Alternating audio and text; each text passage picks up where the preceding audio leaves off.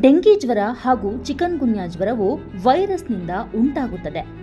ಹಗಲು ಹೊತ್ತಿನಲ್ಲಿ ಕಚ್ಚುವ Aedes ಸೊಳ್ಳೆಯಿಂದ dengue, chikungunya ಒಬ್ಬರಿಂದ ಮತ್ತೊಬ್ಬರಿಗೆ ಹರಡುತ್ತದೆ.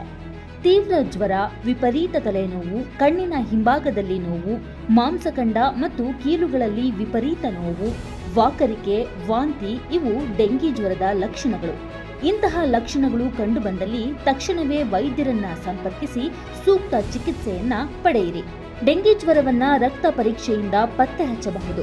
ಡೆಂಗಿ ಪರೀಕ್ಷೆ ಹಾಗೂ ಚಿಕಿತ್ಸೆಯು ಎಲ್ಲ ಸರ್ಕಾರಿ ಆಸ್ಪತ್ರೆಗಳಲ್ಲಿ ಉಚಿತವಾಗಿ ಲಭ್ಯವಿರುತ್ತದೆ. ಡೆಂಗಿ ಹಾಗೂ ಚಿಕನ್ಗುನ್ಯಾ ಹರಡುವ ಈಡಿಸ್ ಸೊಳ್ಳೆಗಳು ಮನೆಯಲ್ಲಿನ ಸ್ವಚ್ಛ ನೀರಿನ ಶೇಖರಣೆಗಳಲ್ಲಿ ಉತ್ಪತ್ತಿಯಾಗುತ್ತವೆ. ಆದ್ದರಿಂದ ನಿಮ್ಮ ಮನೆಯಲ್ಲಿನ ತೊಟ್ಟಿ, ಬ್ಯಾರಲ್, ಡ್ರಮ್ಗಳಲ್ಲಿನ ನೀರನ್ನ ವಾರಕ್ಕೊಮ್ಮೆ ಖಾಲಿ ಮಾಡಿ ಸ್ವಚ್ಛಗೊಳಿಸಿ ಪುನಃ ನೀರು ತುಂಬಿಸಬೇಕು ಮತ್ತು ಎಲ್ಲ ನೀರಿನ ಶೇಖರಣೆಗಳನ್ನ ಮರೆಯದೆ